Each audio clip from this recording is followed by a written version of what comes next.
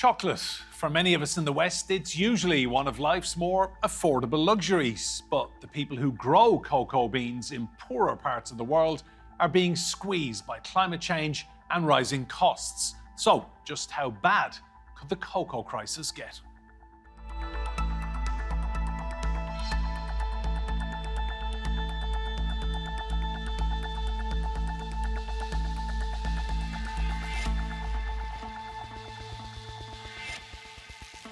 Hello and welcome to Roundtable. I'm Enda Brady. Now, the world's chocolate industry is facing a crisis. Cocoa farmers around the world just can't produce enough beans to meet growing demand for the confectionery. Cocoa prices have surged. Big companies have benefited, while the people who grow the crops have not.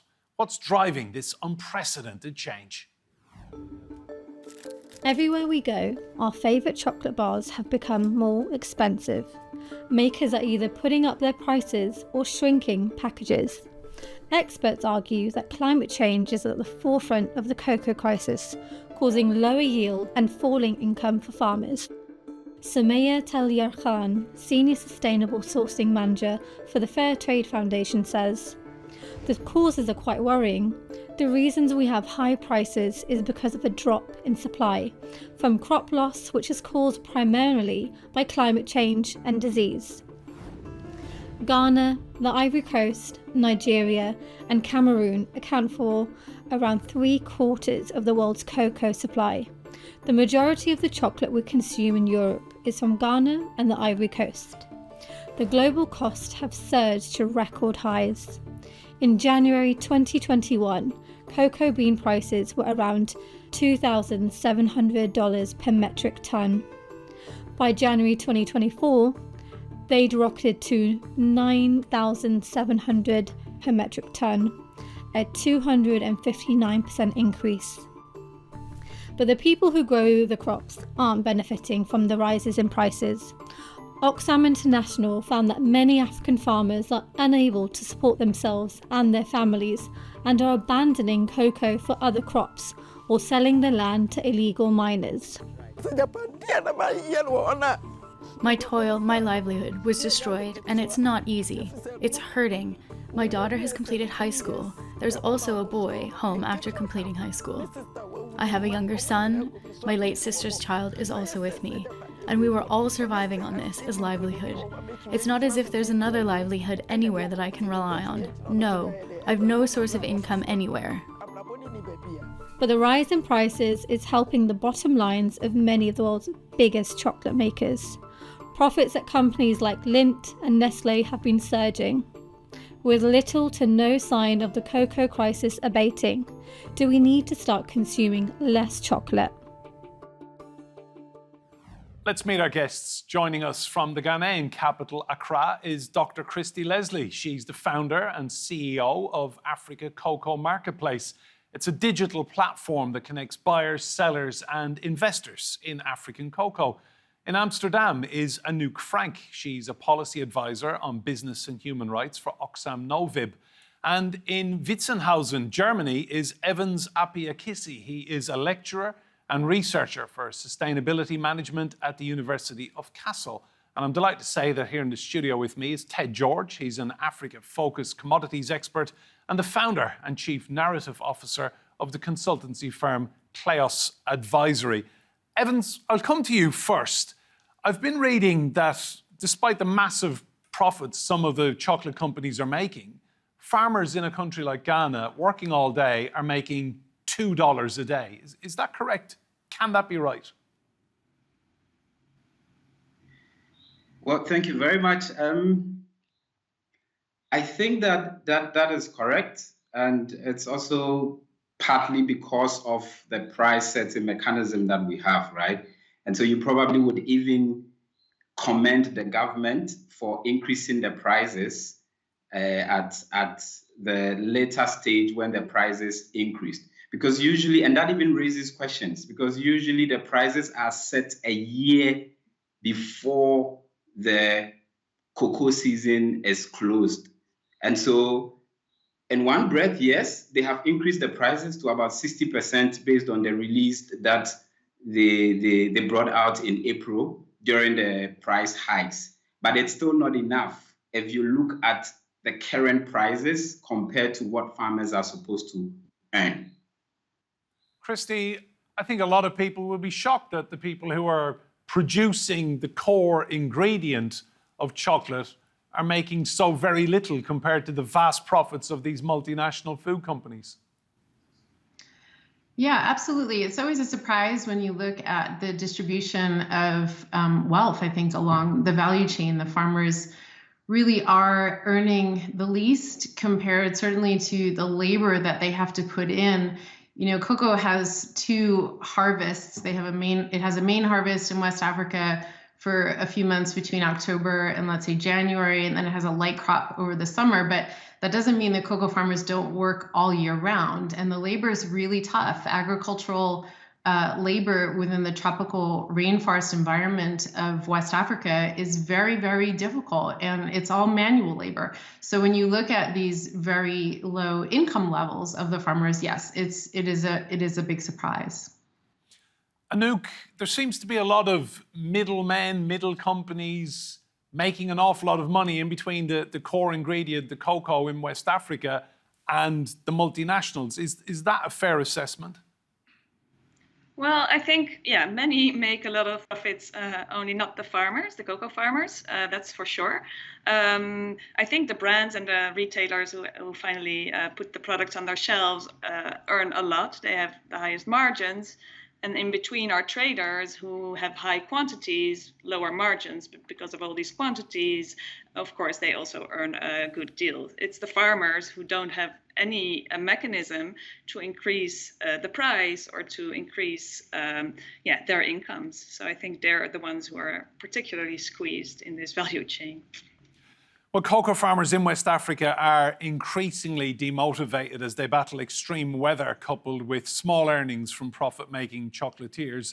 New Oxfam analysis from April found that Lindt, Mondelez and Nestlé together raked in nearly $4 billion in profits from chocolate sales in 2023. Hershey's confectionery profits totaled $2 billion last year.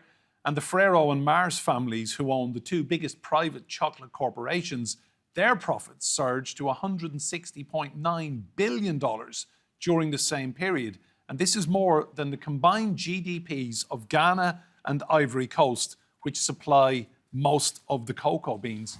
Ted, these two countries in particular are massive players. Are you surprised by those numbers, that their GDP is dwarfed by what the chocolate companies are making? Well, not really, because if you look at cocoa as well, that is part of what the confection has actually produced. Chocolate is a very large part of that as well. But in terms of prices, I mean, it's not just the chocolate companies, it's the trading houses. If you look at Cargill, LDC, Olam as well, Touton, Barry Callebaut, all of them have made huge profits as well. And so the thing is, there seems to be a real disconnect between the international price and the price paid to farmers. We have seen this increase in the fixed price they've done for both Cote d'Ivoire and Ghana. And the fact is, farmers who have beans, they are making a better income. If you look at some of the research that has recently been done, certainly Fair Trade, looking at the living income, if they're part of a scheme, we've seen actually really decent incomes for farmers in the communities. But there's so many farmers who are not. And that's the kind of $2 a day or worse. And that's the real problem which has to be addressed.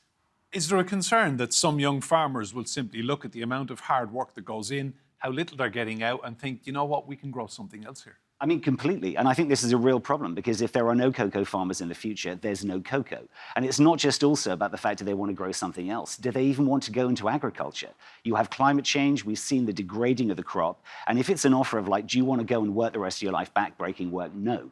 But if it can be sold as a business, agri-business, do you want to develop your own brand? Do you want to be part of an international supply chain? Do you want to diversify your production? That's interesting. That's a business. And that's what the good farms that are run well, they're diversified. It's not just about cocoa, but it's a big ask.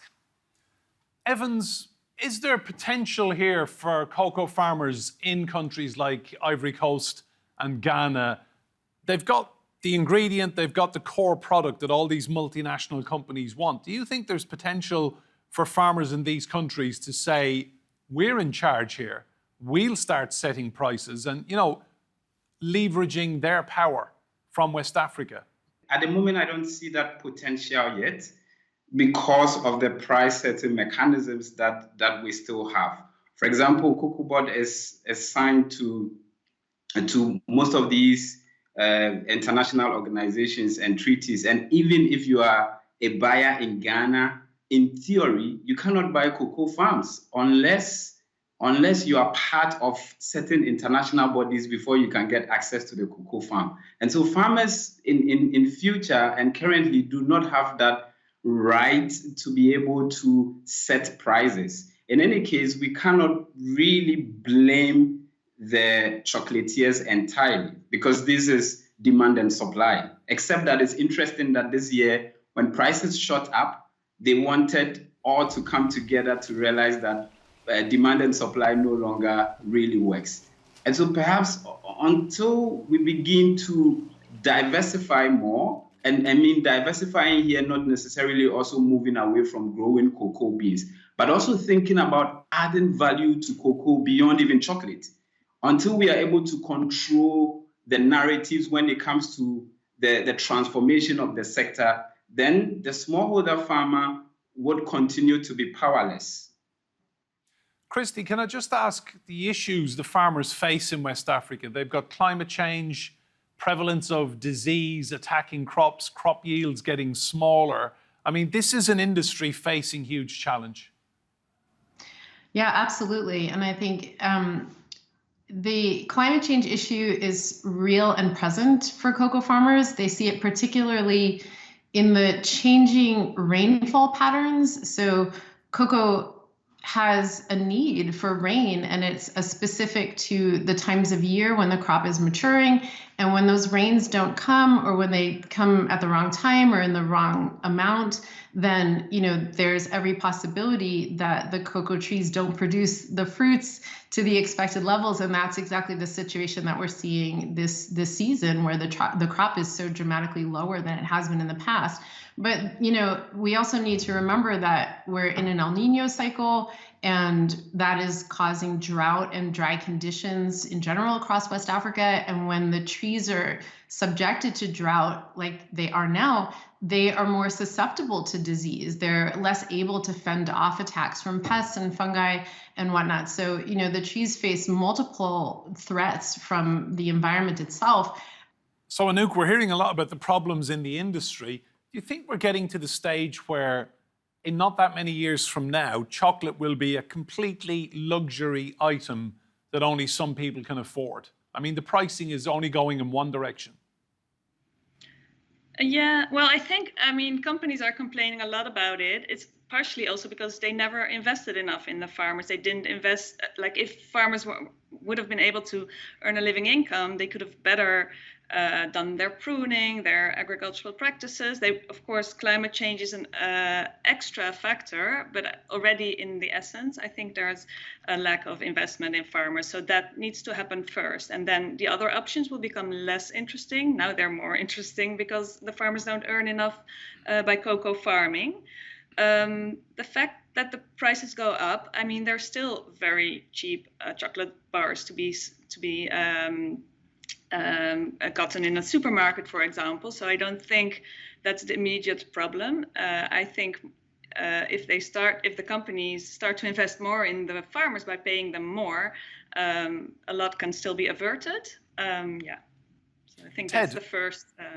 I'll just come to Ted on that point. It's a great point, Ted, isn't it? Yeah. Have the companies let down these farmers in terms of, promoting people, educating them, giving them the tools and empowering them to make more of their own business? Well, absolutely. And it's the whole way the supply chain is set up. It's set up so that Africa in particular produces raw beans or deodorized cocoa butter for the international market, and then they make the chocolate. So all of the sweet end, all of the value addition is in Europe or North America. But it's the way the supply chain is set up. There are small parts of it which are run by, let's say, the trading houses or the chocolate companies. When they know the farmer and they know the communities, there are lots of examples of them paying decent prices, providing support, healthcare, etc. But the fact is, most farmers are invisible in the supply chain. And so there's no way that these big companies are going to support them. So there's a disconnect in responsibility. The ultimate responsibility lies with the consumer. And so you have to try and look for a brand where you know at the very least that they are tracking, that they have some idea who the farmers are they're getting the cocoa from. Otherwise, you've no idea if it's sustainable. Does the customer actually care? Well, the thing is, I think it really depends on the part of the world that you're in. But if you look at Western Europe and you look a lot of part of North America, you think of Australia as well, yes, it is really important to a lot. And you think of youth as well. They're making up more and more of the population under 25. These sustainability issues are key. But I think the trouble is you get issues like mass balancing, where the chocolate bar you buy, actually the cocoa in there may not be sustainable. But somewhere in the supply chain it is. That's got a certificate, and you're paying for that. But you might be eating sustainable chocolate. So there's so much confusion out there about it as well. I think at the very least, as a consumer, you've just got to try and buy sustainable. That's the starting point. Evans, as consumers in Western countries, in Europe, do we need to be more educated about where our chocolate is coming from? Yes, and I think that not just the consumers, but the question also is who is required to educate the consumers very well. And here, if I may digress a bit, I think this is where I feel then the origin governments would require to do more. They have to do more and own the narratives when it comes to the sustainability transformation within the cocoa sector. Other than that, I think Western consumers are learned. Most people are always demanding. And in most cases, let's face it, they are even the ones who are demanding for the change.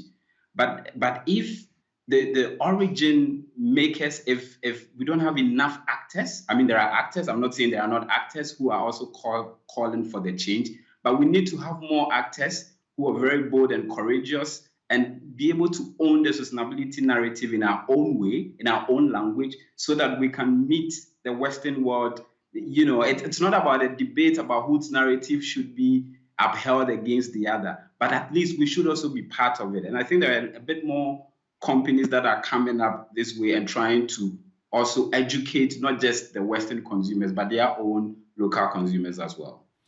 Kristy, we hear so much about the cost of living crisis in European countries, but there are some products, some commodities people will make sacrifices to buy, and chocolate is always one of those, isn't it?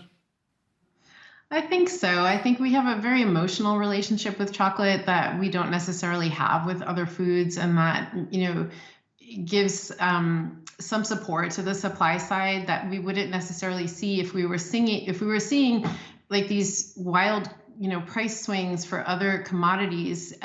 We might not have the same kind of elevated supply that we continue to have for chocolate. And I really think that comes back to our, you know, our emotional ties to this food. And we use chocolate for the important moments in life. We use it for celebration. We use it as an expression of love. We use it for self-care in many situations. And I think consumers are less willing to give up a food that gives them all of that return, because the value of chocolate, you know, it spans many dimensions. So I think we do. We may stick with chocolates regardless if we see a price change. Anouk, what do you think will happen in the next couple of years if we keep seeing these wild price swings for cocoa? I mean, it's getting extremely expensive, and you've got to think that down the line some point, there's going to be a point where the price of a bar of chocolate for some people will just be too much. Yeah, I mean, the prices do go up and down. And of course, if this persists, if the quantities get lower and lower, then of course the prices will get higher and higher. There's also new countries that we know that are now investing in cocoa in Latin America, so there might be new sources. For me, the most important thing to keep cocoa sustainable is to invest in the farmers, to make sure they earn at least a living income, which is the bare minimum. And the companies, although governments also play a role, companies can take action on that. They can decide to pay a higher price. Tony Chocolonely's, a Dutch brand, has done that, and they've opened up their chain for others to do it. So I think companies really need to think deep now, and if they want to keep cocoa sustainable, if they want farmers in Ghana and Cote d'Ivoire to keep investing, they need to pay a higher price, commit to a longer-term higher price. Ted, companies can. Anouk just mentioned a brand there, Tony's Chocolonely. Now, when I first saw that on the shelves in England, my initial reaction was, it looked different. Yeah. Then I looked at the price and I thought, that's very expensive chocolate. And now I feel I was wrong because I'm getting more of an understanding that this is actually what it costs.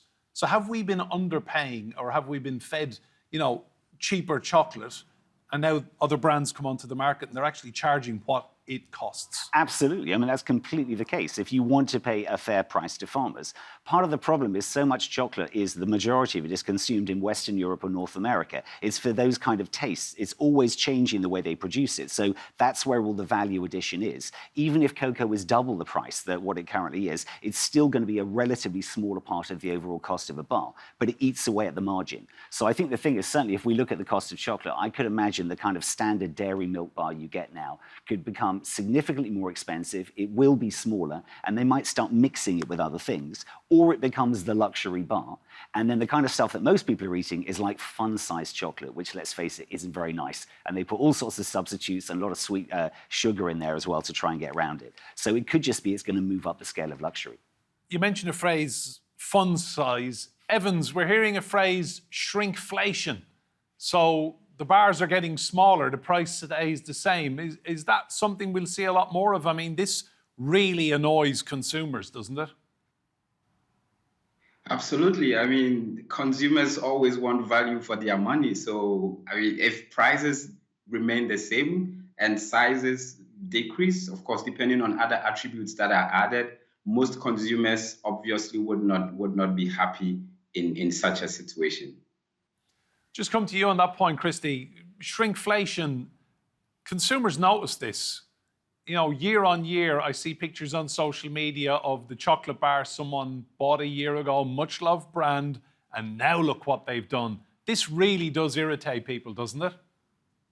Yeah, I mean, it's super annoying. And like you say, it's very visible to the consumer. I mean, consumers are smart and they know their products. And especially when it's a beloved brand, and chocolate has so many beloved brands that we are tied to, especially at certain times of year, then of course people notice when their product is less than it was before.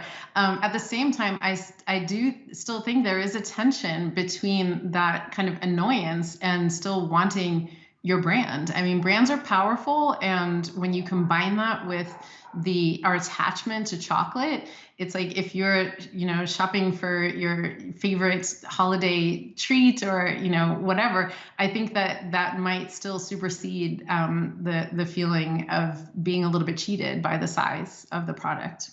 That's a good point, Anouk, isn't it? That, these brands, they know we love their product. These brands have got us for life almost, haven't they? Yeah, in a certain sense. But I mean, you see in the Netherlands, at least, more and more brands that claim to be sustainable, but they're not allowed to say that anymore by the authorities if they can't prove it on paper. So I think younger consumers want more sustainability. So there is space for newer brands, and I just mentioned one. So the brands shouldn't be trusting too much on the image they have at this moment. They need to work for it. Ted, what's the future of chocolate then? Is it going to get smaller, more expensive, and as I said earlier, a luxury item for the middle classes? Well, the thing is, I think they're going to respond. I mean, we saw prices went up to over $11,000 a ton. The market did respond as well, and essentially less buying as well. But also, you see that whenever the prices are really high or any kind of input is high, there are substitutes. You don't necessarily have to use cocoa butter. You can even use cottonseed oil if you want to. There's all kinds of other substitutes you can put in. You can reduce this, you can add that. And of course, it's been mentioned, Latin America is becoming a major producer. Ecuador could even overtake Ghana as the number 2 next season. So with all of that coming in there as well, I think we'll see an adaptation. I think they're very clever when they sell chocolate bars. I think we'll take one look at it and say, oh, this is the same, and we'll take one bite and we'll notice the difference. Here's a question for you, Ted. On a completely consumer-focused issue, why does American chocolate taste so bad to us Europeans? Well, I don't know. Look, my wife and my kids, they really like things like Hershey's Kisses and everything. I mean, to me, I don't know. I personally don't like that flavor at all, but it is a very specific flavor. And of course, you've got to think of American food, the way it mixed in with American food. Even people who don't like things like Hershey's, they're going to love American, chocolate chip cookies and things like that. So I think maybe that's the crossover across the Atlantic, chocolate chip cookies. Evans, what do you think the future holds for the chocolate world, and in particular, the farmers of West Africa? I mean, is life going to get better? Well, for the chocolate world, I think I agree that the market would respond to itself. I mean, given not only vast lands being cleared to grow plantations of cocoa in other parts of the world, Asia should also be pictured in Indonesia and other parts of Latin America as well. And also, probably one should mention that there's also this disruptive technology of lab-made chocolates. And so I think that the market will in some way respond to the crisis that we are facing.